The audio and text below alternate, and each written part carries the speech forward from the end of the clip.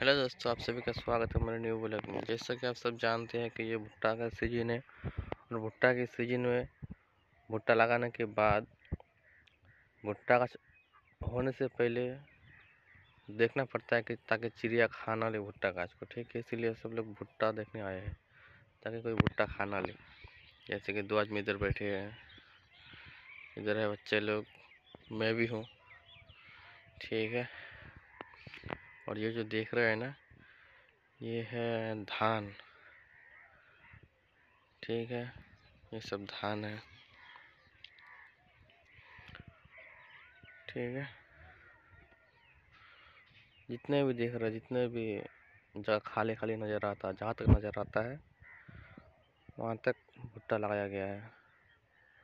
ठीक है, इतना हिंदी नहीं आता फिर भी, और बांग्ला बोलूँ तो जो बंगाली है उसके लिए बांग्ला बोलता हूँ। যেমন আপনারা দেখতে পাচ্ছেন যে আমরা সবাই এখানে দাঁড়িয়ে আছি সকাল সকালে।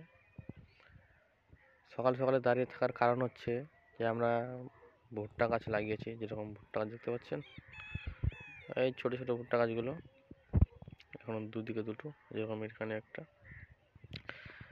এখানে পাখিগুলো পরে পাখিগুলো ভুট্টা বীজগুলোকে খেয়ে নিচ্ছে। ঠিক আছে, তার জন্য দাঁড়িয়ে থাকা হচ্ছে, যেন ভুট্টা গাছগুলোকে খেয়ে না নেয়।